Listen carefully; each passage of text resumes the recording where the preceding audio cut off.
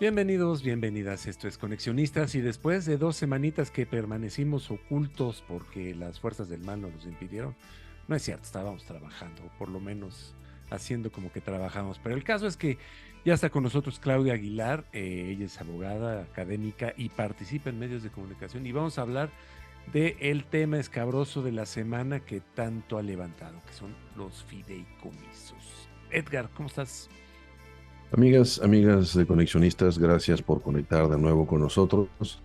Y bueno, Claudia está aquí con nosotros, como ya dijo Armando, este tema de la Suprema Corte de Justicia, digamos del Poder Judicial, más allá de un solo elemento del Poder Judicial en general, sabemos que ya hemos comentado acá, es incómodo para las intenciones y los objetivos políticos del presidente.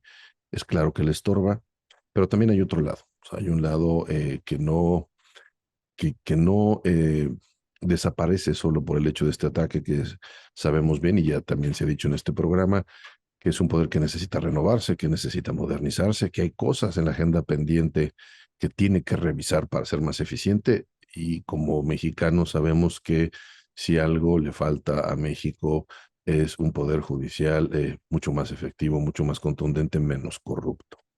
Pero bueno, entonces, ¿cómo entender esto, Claudia? ¿Hay alguna razón para eliminar estos fideicomisos? ¿Estamos hablando de un mero ataque como la prensa y la comentocracia opositora califica? O sea, ¿hay algún elemento que se pueda rescatar en donde el hecho de retirar este fideicomiso efectivamente responde a esta idea de modernizarlo, de hacerlo más eficiente? ¿O el timing lo dice todo y justamente porque ocurre en este momento no nos perdamos de vista y es un ataque más? ¿Cómo lo interpretas, Claudia? Gracias por estar aquí con nosotros. Hola Armando, hola Edgar, ¿cómo están? Después de esta pausa que comentas, Armando, qué gusto estar por aquí. Voy a empezar con esto que dijiste, Edgar, porque además dijiste todo, ¿no? Entonces, me había preocupado, pero el cierre creo que estuvo bien. O sea, yo creo que el timing, empezaría por el final. El timing sin duda lo dice todo y podemos discutir lo que quieras de si se tiene que renovar el Poder Judicial, si tiene que hacer, ni es el momento, ni son las formas. Y nadie está en el tema de los fideicomisos, creo, pidiéndole al agresor de Palacio Nacional, porque es un agresor virulento, que diga a qué va a destinar en realidad, con fundamento, el dinero de esos fideicomisos. Digamos, empezaría por ahí. Ahora, quiero acotar un par de cosas, porque sin duda es un tema bien complicado y lo dijiste muy bien. Defender el Poder Judicial, porque además creo que a mí por lo menos sí me siento obligada a defender al Poder Judicial Federal en estos francos ataques, porque sí es un ataque desde uno de los poderes de la Unión a, bueno, más bien, se coligan dos poderes, o sea, el legislativo y el ejecutivo, para vulnerar y afectar la autonomía de otro de los tres poderes de la Unión. Me parece que es franco, brutal el ataque. ¿A partir de qué? De darle en lo que es el talón de Aquiles que tiene la autonomía y la independencia del Poder Judicial, que son los dineros. Y los dineros en los dos puntos, porque por un lado se habla, y que ese es el que sigue, el presupuesto, ¿no? Porque no se ha aprobado, porque ya se anunció que va a haber un recorte, vamos a esperar. Y por el otro lado que pusieron sobre la mesa la desaparición de 13 de los 14 fideicomisos sobre los cuales podemos hablar. Pero, entonces, eso sí me parece que es bien importante distinguir que es un ataque claramente a la autonomía y la independencia, con independencia de todo lo que podamos decir. Y digo que es muy difícil defender el Poder Judicial porque precisamente por la naturaleza de sus funciones, como no es un órgano político, como no tiene que estar haciendo campaña, pues explicarle a la población en general qué es lo que hace y lo que no hace el Poder Judicial, porque cuando dicen liberan delincuentes, pues igual están hablando o de un ministerio público o de un policía o de un agente investigador o de un juez local, ¿no? O sea, eso es muy complicado. Pero para no llegar a estas honduras, yo sí creo que el punto es, parten de una idea que es cuando menos falaz, o por lo menos están construyendo una narrativa falaz, que es dinero mal habido y todo aquí es corrupción, ¿no? Los fideicomisos, sin entrar en algo muy técnico, pues es una manera que tienes para administrar, ¿no? O sea, es un contrato o una vía legal para administrar ciertos recursos que pueden ser públicos, porque hay fideicomisos públicos, no solamente en el Poder Judicial, hay en el Ejecutivo, hay en el Legislativo, hay una serie de fideicomisos, y eso sí, sin reglas de transparencia ni rendición de cuentas, en la más pura y franca opacidad, como todos los que tienen que ver con el ejército en este sexenio, porque además, como todas las obras son de seguridad nacional, entonces, pues, viva la opacidad, ¿no? No puedes pedir informes, no puedes pedir nada, cosa que sí ocurre con estos fideicomisos. Y por el otro lado, hay aportaciones también de carácter, digamos, privado, ¿no? De carácter más bien que viene de los trabajadores que forman parte del Poder Judicial Federal. Entonces, en esas cositas, como que dijiste muchísimo, que es muy difícil decir cómo vamos desmenuzando este tema, pero en realidad es todo lo que está pasando. Entonces, quizá por eso me parece, y el momento en que estamos hablando de esto es bien importante porque ya se consumó, por así decirlo, el golpe al Poder Judicial en el sentido de ya se aprobó por las dos cámaras, ¿no? Diputados el fin de semana y ayer, bueno, la semana pasada y ayer finalmente en el Senado, ¿no? Sobre la madrugada, la desaparición, es decir, cómo la desaparición de los 13 fideicomisos, pues a través de la adición de un párrafo a un artículo de la Ley Orgánica del Poder Judicial Federal, que dice que los fideicomisos que están tienen que desaparecer y extinguirse y que no se pueden crear nuevos fideicomisos y solamente se deja uno. ¿Por qué voy a rescatar esto? Porque ese golpe que se dio se ha hecho muy viral, la intervención de la hoy senadora, antes ministra de la Suprema Corte de Justicia, Olga Sánchez Cordero. Y se hizo muy viral por su frase final, me parece, ¿no? Como que esta parte que dijo algo así como hay momentos en la vida de las personas que son definitorios y para mí este es un momento. Pero cuando volví a escuchar a la ministra en retiro, hoy senadora de la República, Olga Sánchez Cordero, me quedé con algo que es quizá donde tendríamos que estar todos reflexionando, porque ese es el quid de la controversia.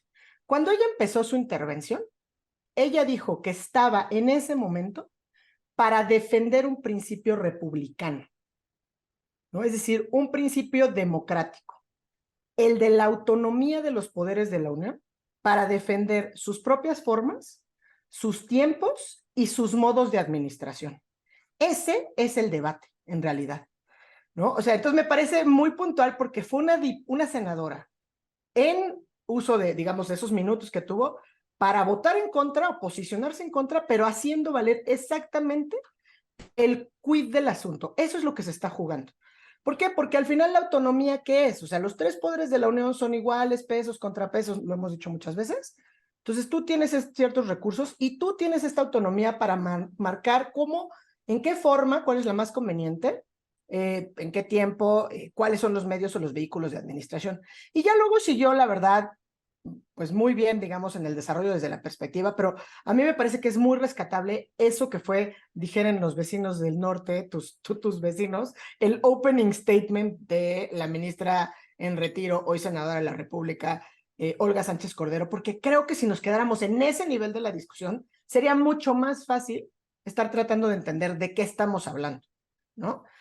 Porque toda la discusión, pues sí, está muy visceral, muy empantanada, y ya luego podemos entrar, si quieres, o si quieren alguna duda específicamente, a qué son o de qué va esto de los 13 fideicomisos, y al final del día, ¿por qué también es una mentira que se puede extinguir y regresar? Porque en realidad lo tendrían que regresar a las tesorerías de los propios poderes.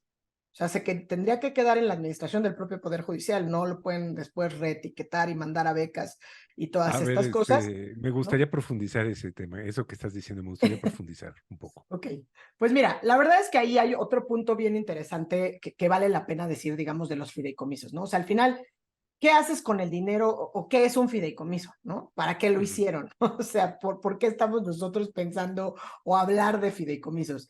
La mayoría de los fideicomisos, digamos, hay alguien que aporta los recursos, ¿no? Ujú. Cuando vamos a entrar en cuál es el nombre técnico, alguien que los administra y alguien que se beneficia, ¿no? Claro. Esa es como la manera en que funcionan. Y es bien importante decir, los fideicomisos no son ilegales, no son inmorales, no son inconstitucionales, es una figura perfectamente, es un vehículo perfectamente previsto en la ley. Entonces, obviamente, también está regulada en la propia legislación, ¿no? La posibilidad de crear fideicomisos públicos, ¿no? Es decir, fideicomisos donde pues la aportación de los recursos tiene primigeniamente el origen de los recursos públicos. Y ahí es justamente donde está previsto pues que los poderes ejecutivos, el legislativo y obviamente el judicial, incluso los órganos constitucionales autónomos, pueden crear fideicomisos, ¿no? Hay muchas respuestas que son importantes. Se ha dicho, es que son producto de subejercicios. No, hay uno que tiene remanentes pero que se constituyó con ingresos anteriores al 98, ¿no? Antes de que estuviera esta obligación, digamos, de regresar los remanentes, etcétera. Pero la respuesta, digamos, en términos de lo que te estaba diciendo de qué haces con el ejercicio es que, ¿qué sucede si se extingue un fideicomiso público? ¿No? Porque eso es al final lo que en teoría vamos a hacer. Hay una regla general, ¿no?, que establece que los recursos se tendrían que reintegrar a la tesorería de la federación. Esa es la regla general. Y sobre esa quizá estamos operando en el subconsciente colectivo. Sin embargo, para los fideicomisos del legislativo y para los fideicomisos del propio Poder Judicial, hay otro precepto en la propia ley aplicable que establece que esos recursos se tienen que devolver a sus propias tesorerías, ¿no? Entonces esto nos llevaría a pensar, claro que nadie lo ha dicho, digamos, obviamente los senadores pues ni siquiera se han tomado la molestia de discutir nada, ¿no? Por eso rescataba la intervención de Olga, porque Olga planteó una discusión seria, o sea, aparte del tema de autonomía, planteó una discusión seria de decir, por lo menos hay que rescatar y habló de 5 fideicomisos, que en realidad son como un poquito el doble, porque algunos están igual en el Consejo de la Judicatura o en la Suprema Corte, ¿no? Como el de haber de retiro y estas cosas, o los medicamentos. Pero en realidad nadie está hablando de qué van a hacer, dicen se van a extinguir, vamos a garantizar los derechos de los trabajadores, y ni cómo, ni cuándo, ni dónde. Entonces, ¿por qué se tiene que quedar? Porque se tiene que quedar en el mismo poder que los creó. Es un mecanismo para garantizar la autonomía presupuestaria. Entonces, todos los argumentos en torno a los fideicomisos son falaces, cuando menos. O sea, ese dinero no se va a la federación, ese dinero no se va a la cartera del del Ejecutivo, propio por Poder decir algo. Judicial, digamos. Ahora, claro, eso va a ser un escándalo de otras proporciones, ¿no? Pero bueno, habría que revisar en la propia legislación, en la Ley Federal de Presupuesto y Responsabilidad Hacendaria, etcétera, cómo está previsto y qué pretenden hacer, porque la verdad es que tampoco creas que dice gran cosa en la iniciativa. O sea, si te pones a ver la iniciativa, dice una serie de buenas intenciones y más becas y basta de corrupción, excesos, cosas que realmente no se sostienen. Y por el otro lado, pues nada más viene la adición de un párrafo a un artículo de la Ley Orgánica del Poder Judicial Federal, ¿no? O sea, como que uno de repente dice, bueno, y todo está la controversia si ni siquiera están estos detalles acá, ni siquiera viene cuáles son esos fideicomisos, ¿no? Que creo que ahí sí, la tarea que ha hecho la Corte, el Consejo de la Judicatura, por lo menos en términos de comunicación, reconociendo lo difícil que es comunicar la defensa del Poder Judicial, ha sido una tarea bastante titánica y clara. O sea, han hecho tarjetas informativas de lo que no son los fideicomisos. Han puesto hipervínculos en las tarjetas para que digas, oye, a ver, es transparente y aquí está. Escuchaba a algunos comentólogos diciendo, oye, bueno, es que la auditoría le hizo observaciones en el 2018. Bueno, sí hubo observaciones de la Auditoría Superior de la Federación en 2018 a 2 de estos fideicomisos, observaciones, no irregularidades ni declaratorias de ilegalidad, ¿no? Que eso también me parece que es relevante, pero en 2019 no hubo observaciones y además estamos a 5 años del 2018, o sea, estamos en el 2023, ¿no? No ha habido otras observaciones. Entonces, como decía Edgar al principio, y por eso me preocupa, yo creo que muchas de estas cosas son perfectibles, son revisables. A mí en la intervención de Olga Sánchez Cordero, de verdad ayer me gustó muchísimo porque ella desmenuzó, fue diciendo, a ver, vengo para pedirles por lo menos la defensa de los fideicomisos que directamente se refieren a los derechos de los trabajadores del Poder Judicial Federal. Y empezó uno por uno. O sea, empezó a decir el primer fideicomiso sobre el que quiero que reconsideren su postura. Ahora, que el legislativo no esté haciendo su tarea, esa es otra historia, pero una de las senadoras de Morena trajo a la mesa decir, reconsideren su postura sobre estos argumentos, ¿no? Digamos, me parece suficiente para justificar el paro de los trabajadores del Poder Judicial Federal, sin duda, porque ministra que sí, efectivamente, y aclaró y dijo, a ver, esto no tiene que ver ni con los ministros ni con las ministras, dijo número de personas que se verían afectadas. O sea, no me acuerdo de los números, pero me acuerdo que me llamó porque me pareció un discurso muy bien estructurado, digamos, pensando en cómo defender adecuadamente a la luz de los argumentos que están sobre, ¿no? Sobre el subconsciente colectivo.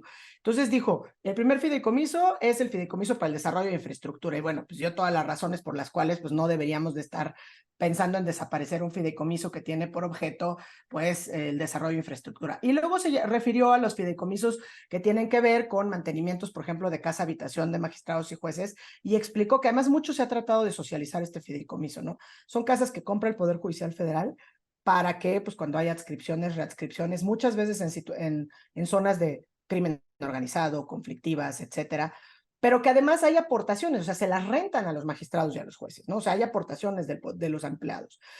Habló obviamente de los fideicomisos de pensiones complementarias de magistrados y de jueces jubilados, haciendo énfasis en que no tenían que ver con el haber de retiro de los ministros. O sea, me gustó desde esa perspectiva mucho porque me pareció muy didáctico, ¿no? Lo lamentable es que, pues, como no escuchas y es un diálogo, pues es un monólogo que no están escuchando quienes deberían de estar escuchando, porque su llamado fue, vamos a ponerlo sobre la mesa, o sea, reconsideren la postura. Y también por eso cuando decía, me parece que hay que detenernos, o sea, ella no dijo todo está bien, pero dijo reconsideren la postura cuando menos de estos 3, 4, 5. Habló puntualmente de 5 fideicomisos, ya después se fue un poco por otro lado, pero sí además en primera persona se dijo que ella era portadora del mensaje de miles de juezas y magistrados, precisamente porque, y además me gustó mucho porque lo tradujo a lo que hacen, ¿no? Dijo, a ver, hay mecanógrafos, hay personas que toman videos, que sacan copias, o sea, hablando de toda la gente que está en el Poder Judicial, que atienden y que sus ingresos pues realmente no son los más, los más altos. Y otra cosa que me parece importante, porque mucho se ha dicho el domingo incluso en la marcha, o sea, de fuera los privilegios, es, en realidad ni siquiera estamos hablando de privilegios, o sea, hay que distinguir un privilegio de una prestación o una conquista laboral que podemos tener todas y todas en un contrato colectivo de trabajo que tienen los trabajadores de Pemex, que pueden ir a un hospital, bueno, vaya, Pemex tiene un hospital para los trabajadores de Pemex, ¿no? Desde hace muchísimo Sí, tiempo, que no tenemos sí, otros y sí. que no tenemos acceso. Tienen casas, ¿no? Digo, que se entiende porque pues, se van a vivir tiempos en la plataforma o muchas cosas que tienen que ver, incluso nada más con conquistas laborales, en el Seguro Social, en el ISSSTE, obviamente Cámara de Diputados, Cámara de Senadores, y ni qué decir, bueno, pues de los pocos gastos que tiene el titular del Ejecutivo, ¿no? Entonces yo creo que son muchísimos temas que es bien difícil, pero sí creo, Edgar, que al margen de las críticas que le podamos hacer al Poder Judicial Federal, que siempre es perfectible, yo creo que hay dos cosas bien importantes que destacar, sobre todo con el caso de los liderazgos y de quien está ahorita en la Corte, ¿no?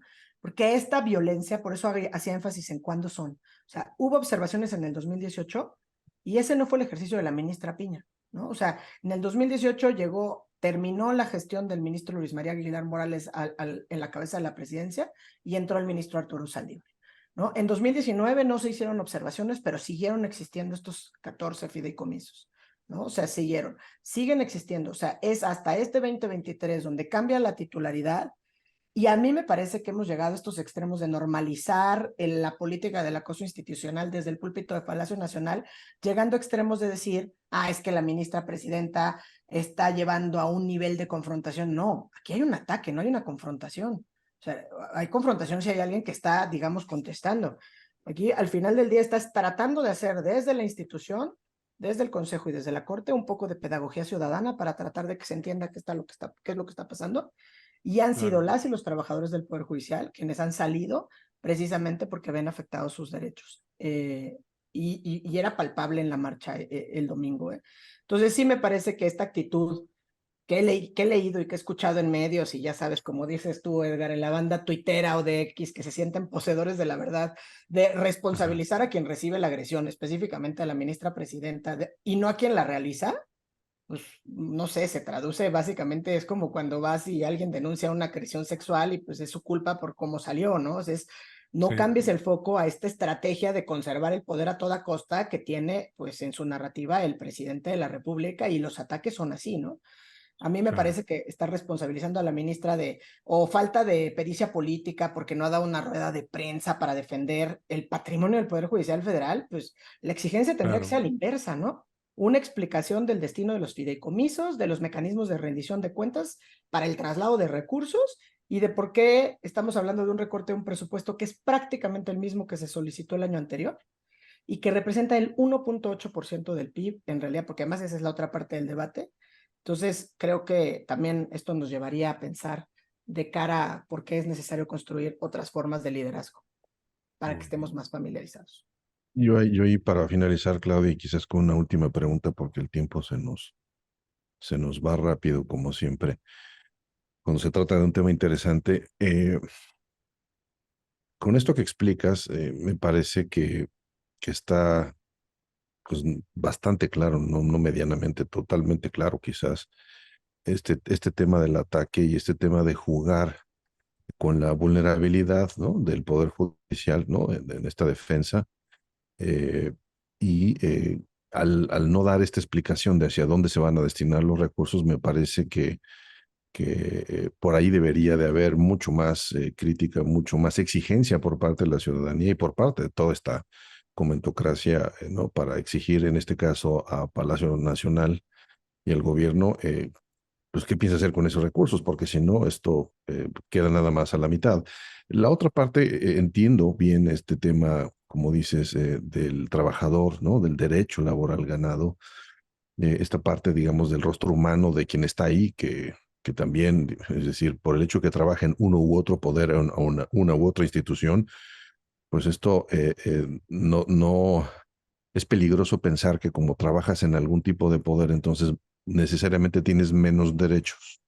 A ver, tú estás hablando de un trabajador que en cualquier lado puede ocurrir, pero quiero hablar del lado institucional y y lo que representaría esto para justamente el equilibrio de poderes. O sea, en el caso, y quiero pensar que sea remoto, de que esto proceda, de que los 15 fideicomisos se retiren.